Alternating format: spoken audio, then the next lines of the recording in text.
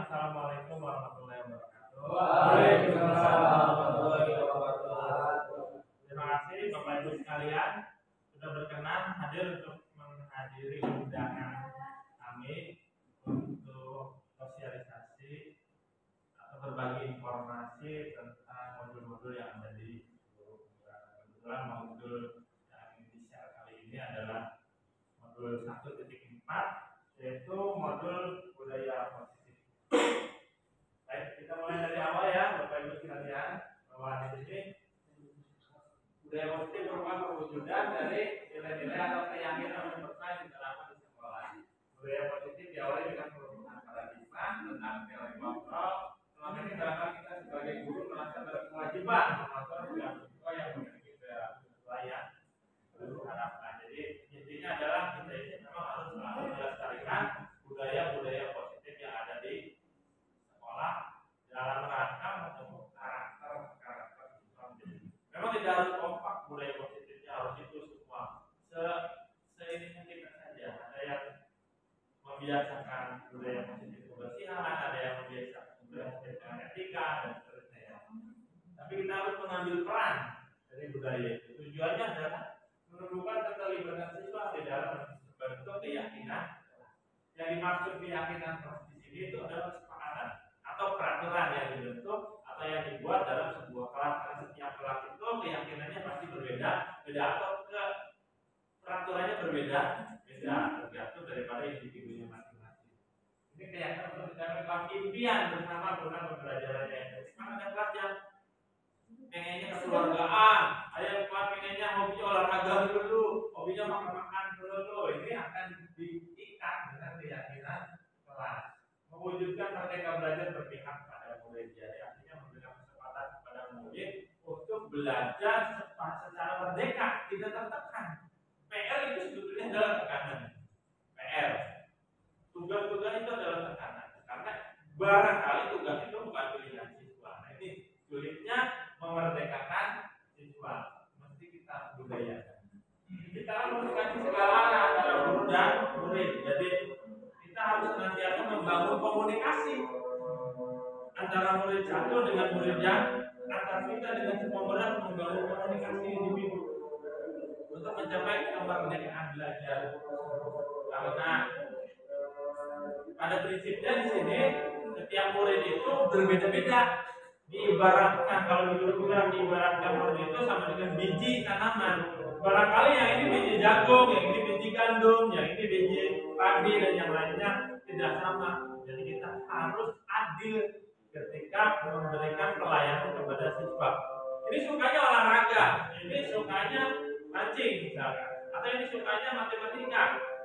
Tidak bisa ya olahraga kita paksakan PR matematika dan harus sesuai. Maksudnya di sana. Jadi siswa itu harus berpikir dia sukanya olahraga ya kita arahkan ke dalam apa yang dia inginkan. Terus membiasakan budaya disiplin positif. Kita lanjut ya. Agak cepat. Keyakinan kelas. Keyakinan kelas adalah salah satu disiplin positif yang bisa kita terapkan dalam membangun budaya positif di sekolah.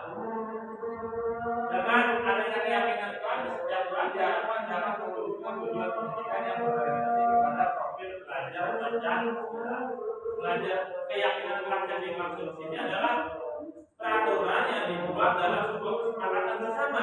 Jadi tidak ada paksaan. Itu yang dimaksud dengan keyakinan kelas. Mungkin nanti akan dibahas di contoh selanjutnya keyakinan kelas. Beda antara peraturan dengan keyakinan. Kalau peraturan itu satu arah. Guru yang menciptakan peraturan atau sekolah yang menciptakan peraturan atau polisi atau pemerintah menciptakan peraturan, belum tentu ada kesepakatan. Ya, tapi kalau keyakinan kelas pasti ada kesepakatan, ada tarik ulur di sana antara siswa dengan guru atau siswa dengan sekolah. Itu bedanya keyakinan kelas dengan peraturan. Jadi ketika ada pelanggaran, dia sendiri tidak merasa tertekan karena sebelumnya memang sudah menyepakati keyakinan kelas. Misalkan kelasnya tidak boleh gondrong atau tidak boleh ada yang gondrong. Ketika dia gondrong, dia sendiri sudah mengakui kesalahannya tanpa paksaan. Karena sebelumnya sudah ada keyakinan kelas atau kesepakatan. Gondrong. Lanjut. Nah, contoh keyakinan kelas dari bahasa Indonesia nih ya. Sebelum belajar kelas papan tulis harus bersih. Sepakat tidak? Sepakat. Kalau sepakat sudah disepakati semua. Tidak, kalau ada yang tidak sepakat boleh. Alasannya apa? Pokoknya membuat kesepakatan kelas ini harus semuanya deal berdasarkan agreement persetujuan. Tidak mengerjakan hal lain pada saat belajar bahasa Indonesia sepakat. Misalkan seperti ya, tidak berisik saat guru menjelaskan, tidak buka HP kecuali ada seizin guru atau apa masukkan ke dalam tas, boleh. Tidak membuka boleh makan atas izin guru. Makannya maksudnya makanan ringan ya, minum. Tidak boleh berkata kasar atau membuli teman. Pada saat teman presentasi harus hening atau tidak boleh ada PR. Kesepakatan kelas ini bebas tergantung daripada kepentingan guru mapel masing-masing karena belum tentu kesepakatan kelasnya sama tiap guru. Dan kesepakatan kelas ini bisa direvisi setiap kali pertemuan. Jadi setiap kali pertemuan mau memulai pembelajaran dibuka kesepakatan kelasnya. Ada yang perlu dikurangi atau ada yang perlu ditambahi atau cukup begini. Kalau cukup begini, maka sesi pembelajaran hari ini kita terikat dengan kesepakatan. Seperti itu ya.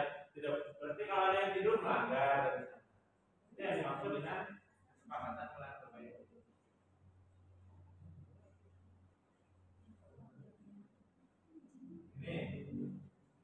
Ini budaya positif segitiga restitusi. Kalau tadi keyakinan kelas, ini materi berikutnya itu budaya positif segitiga restitusi. Apa sih itu segitiga restitusi? Sebetulnya ini adalah pengganti hukuman. Karena punishment and reward itu sebetulnya adalah metode yang tidak tepat untuk memberikan pembelajaran kepada siswa. Ketika siswa diberi reward, itu sebetulnya adalah bagian dari penyuapan. Siswa mau bergerak, siswa mau maju kalau ada suapnya. Sebaliknya, kalau siswa diberi hukuman itu juga bagian dari penjajahan. Penjajahan karena belum tentu dia dihukum itu dia tidak bisa, belum tentu. Mungkin dia tidak mau. Dia tidak mau saja. Saya tidak mau olahraga kok. Saya mau coba olahraga kok dihukum. Ya. Jadi di situ ada unsur paksaan. Jadi punishment and itu punishment dan reward itu sebetulnya tidak tepat. Makanya dibuat segitiga restitusi. Segitiga restitusi ini adalah trik untuk menghindari hukuman. Jadi guru itu jangan memberikan metode menghukum kepada siswa, tapi libatkan siswa ke dalam segitiga restitusi. Agak berat karena ini budayanya berseberangan dengan kebiasaan kita yang selalu shortcut mengambil jalan pintas. Terlambat hukum, tidak mengerjakan PR hukum, gampang, cepat, hasilnya cepat juga, cepat bisa, anak cepat mengerjakan, tapi belum tentu berangkat dari dasar hati. Nah itu yang salah, yang kurang. Karena yang kita butuhkan di sini adalah partisipasi belajarnya, bukan hasil belajarnya. Kalau hasil belajar memang bisa dipercepat, tapi setelah itu, apakah anak itu mau meneruskan kebiasaan baik itu belum tentu kalau tidak berangkat dari dalam hati. Dia mau mengerjakan PR maka harus dihukum. Beda kalau menggunakan segitiga restitusi. Dia mau mengerjakan PR karena memang berangkat dari keinginan sendiri. Di sini ada contoh dari pernyataan dari dosen. Kalau segitiga restitusi adalah proses menciptakan kondisi bagi murid untuk memperbaiki kesalahan mereka, sehingga mereka bisa kembali pada kelompok mereka dengan karakter yang lebih kuat. Jadi ada kelompok siswa yang sebetulnya dia mengakui kesalahan, dia mengakui, tapi dia suka ada terlanjur di sana, terlanjur nakal, terlanjur bodoh, terlanjur tidak mengerjakan PR, dan dia memisahkan diri dari kelompok dengan secara natural dan emosional, memisahkan diri dari kelompok anak-anak yang sudah baik. Tugas guru mengembalikan kepada kelompok dengan menggunakan segitiga restitusi. Jadi ada anak yang sebetulnya menghukum dirinya sendiri. Saya sudah terlanjur tidak baik, saya sudah terlanjur. Itu sebetulnya kalau dalam kelompok dia sudah memisahkan diri dari kewajiban kita untuk memasukkannya kembali. Ada triknya. Triknya di sini. Triknya itu ada 3. 1, menstabilkan identitas. 2, validasi tindakan. Yang 3, menanyakan keyakinan kelas tadi. beberapa kelompok siswa yang secara psikologis dia sudah masuk di kelompok minoritas, tidak percaya diri, merasa bodoh, merasa nakal dan seterusnya.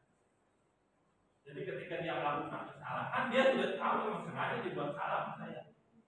Nah, tugas guru yang memasukkan kembali ke dalam posisi menstabilkan identitasnya dia, bahwa ada ini contoh kalimat ya, setiap orang pasti melakukan kesalahan. Kamu nggak usah merasa minder seperti itu. Setiap orang pasti pernah melakukan kesalahan. Bapak tahu kamu rambutnya gondrong, tapi Bapak juga pernah gondrong. Bapak tahu alisnya, kamu alisnya dipotong. Bapak nggak pernah alisnya dipotong. Tapi yang jelas wajar manusiawi melakukan kesalahan. Jadi kamu bukan yang pertama orang yang melakukan. Intinya adalah menggiring dia dalam posisi lumrah, stabilkan emosinya untuk menjadi manusia atau kelompok sosial pelajar yang standar kembali, karena dia ada di bawah. Kalau sudah kita berhasil menyeberangkan anak tadi yang dari posisi minder atau drop ke dalam posisi standar, lalu kita giring ke dalam validasi tindakan. Biar anak itu sendiri yang mengakui kesalahannya. Jangan kita yang kamu tadi apa ya, merokok dulu ya. Kita menunjukkan dia gitu. Ayam aja kalau di pojokan pasti itu ya. Binatang kalau di pojokan pasti menyerang. Sama, ular kalau di pojokan pasti makan. Kita juga boleh memojokkan siswa untuk tiga-tiga, tapi perlu melakukan validasi tindakan.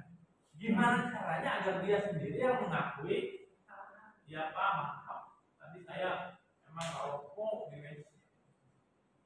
Enggak kebalik. Kamu tadi merokok di WC ya? Gitu. Biarkan dia yang mengakui sendiri kesalahan. Maaf. Enggak apa-apa, mau balik lagi ini enggak apa-apa, distabilkan lagi. Enggak apa-apa. Wajar lah. Solusi yang kamu memang lagi wajar-wajarnya nakal begitu. Manusiawi, distabilkan lagi. Bulan balik di sini juga nggak apa-apa. Jadi dia merasa saya berarti tidak terlalu bersalah. Distabilkan, ketahuan merokok juga. Jadi tidak langsung dihukum dan malah tidak dihukum, asal keluar saja dari rasa bersalah. Kalau sudah keluar rasa bersalah, baru tahapan selanjutnya ditanyakan kepada keyakinan atau mirip dengan peraturan di sekolah. Kita kan ada peraturannya, ada kesepakatan bahwa siswa tidak boleh merokok di dalam lingkungan sekolah. Kamu merasa melanggar nggak? Ya Pak, saya merasa melanggar. Kamu merasa bersalah tidak? Ya Pak, saya merasa bersalah. Dan seterusnya. Kalau tiga komponen ini sudah dilewati, ditampilkan, divalidasi, kemudian dihadapkan kepada peraturan, dia mengakui bahwa dia melanggar peraturan, dia sebetulnya sudah berada dalam kondisi kelompok siswa yang netral lagi. Kan tadi lagi di luar ya, gitu. Dia sudah netral lagi. Tapi karena punya habit buruk sebelumnya bisa diulangi lagi, kita tarik lagi ke dalam kelompok netral lagi, dan terus seperti itu. Jadi sama sekali di segitiga restitusi ini tidak ada. Kita saja yang terus mengangkat mereka, membalikan kepada kelompoknya. Jadi tidak di sini tidak perlu lagi ada guru garah. Tidak perlu lagi ada guru garah karena ada keyakinan kelas. Udah Bapak bilang pelajaran olahraga harus jam sekian ada di lapang. Ini mah udah 20 menit, Bapak tunggu di sini. Baru nomor 1, 2 itu Bapak ngajarnya kapan? Itu sebetulnya bagian daripada menghukum. Mengomeli mereka itu bagian daripada menghukum. Sulit tidak memberikan kebiasaan mereka. Tapi memang ini butuh kesabaran. Karena ibaratnya ini metode baru dan ini semua sudah kena dampak peraturan, dampak metode hukum. Dari 1200 ini mereka biasa dihukum. Dari SD-nya, dari SMP-nya, dan kita akan mencicil ini satu persatu, kelas per kelas, guru per guru, untuk membawa pada sebuah kondisi yang baru. Nah, kurang lebih seperti itu. Kita lanjutkan. Ini manfaat dari tiga refleksi itu menumbuhkan motivasi internal, mulai untuk disiplin positif dan terbiasa mencari solusi dengan permasalahannya. Menumbuhkan motivasi. Jadi ketemu Pak Mas Sadi nggak takut, ketemu Pak Leman nggak takut, ketemu sama yang serem-serem Pak Mbak Rizky, Pak Dinda, Pak Dinda pernah ngomelin saya, nggak ada lagi fenomena seperti itu. Kalau masyarakat sendirian, jadi tumbuh motivasi dari internal. Dia pengen ahlinya komputer misalkan, dia tumbuh terus sebenarnya sama Pak Mupato biarkan. Dia menggali potensinya sendiri untuk menciptakan disiplin positif. Nanti Pak Mupato juga sama ya mendoktrin bagaimana agar keluar kemampuan komputernya atau kemampuan olahraganya atau kemampuan matematikanya dengan solusi permasalahan. Dia tumbuh mandiri akhirnya karena dia berusaha mencari solusi permasalahannya sendiri. Nah ini contoh penerapan videonya ya Bapak Ibu. Saya punya contohnya, mohon maaf ini kalau videonya saya kurang ahli dalam ilmu orang. Ilmu orangnya masih ada. Ini contoh adalah proses penciptaan bangsa tadi sudah saya jelaskan. Ini alis mata dicukur. Ada saya ketemu dengan kasus alis mata dicukur.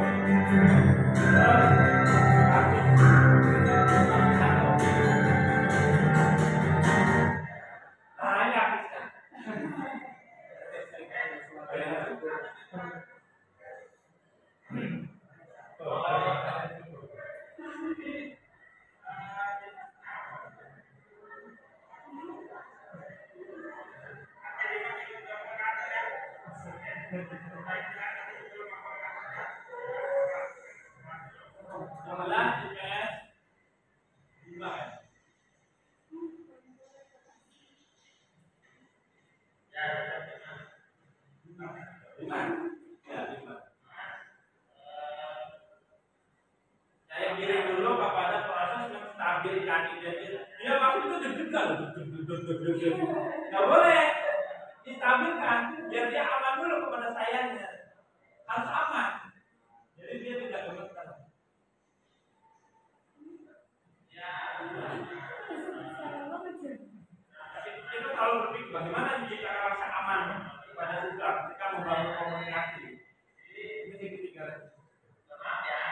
Dia sebenarnya tahu salah,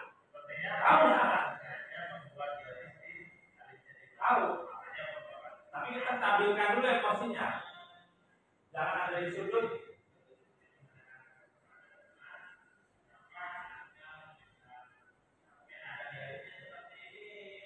Nah ini namanya proses menstabilkan identitas.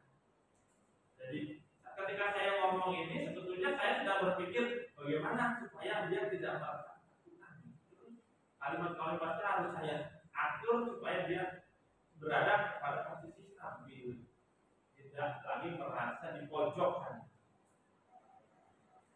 Dirasa kalau sudah dia merasa aman dekat saya, lalu masuk ke proses selanjutnya ya.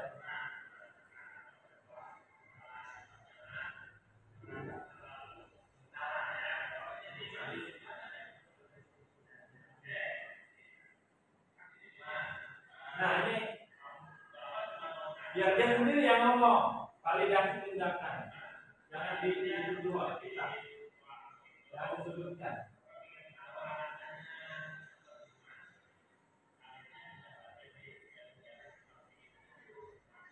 Yang ngomong sendiri.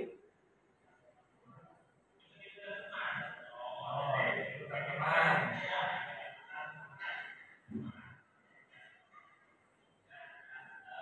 Nah, ya, dia udah mengakui kesalahan.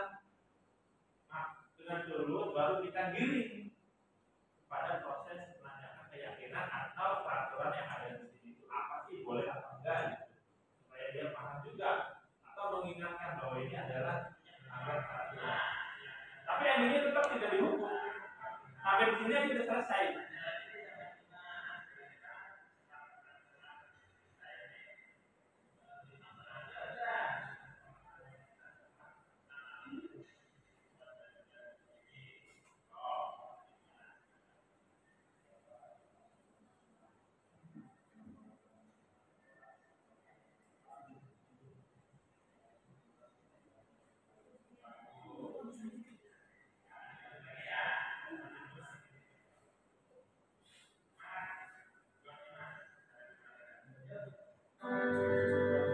Ada dua artinya saya angkat ini yang hukum buang sampah sembarangan.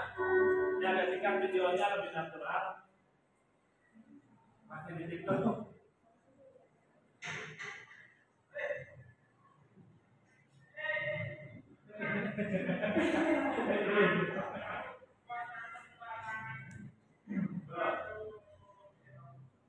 Saya ajak dulu langsung, tapi sudah natural.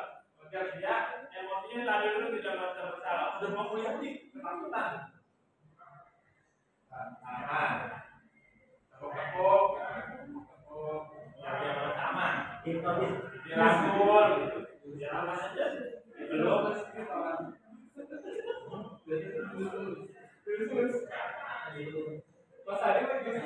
Nah, validasi tindakan. Validasi tindakan biar dia ngomong sendiri bahwa dia merasa memang melakukan kesalahan.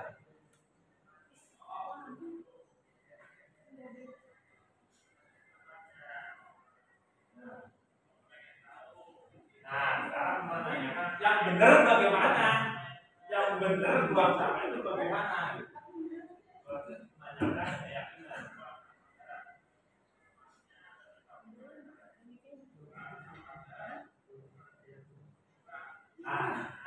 Itu baru benar. Jadi sama sekali tidak dihukum, tidak dimarahi.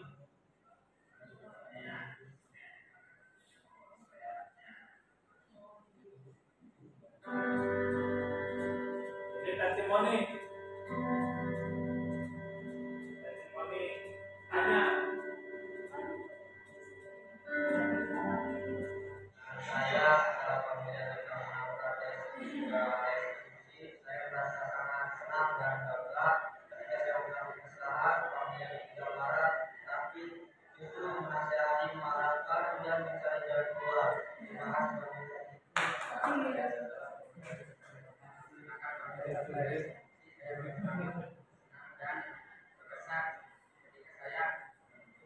melakukan kesalahan,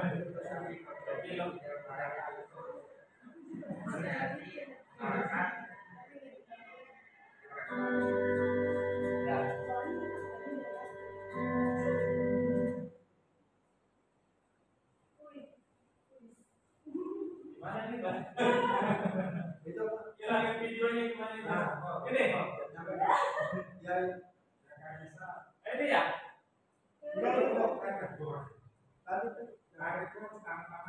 Oh ini. Ini. Oh iya. Oh iya. Masih ada penutup. Habis.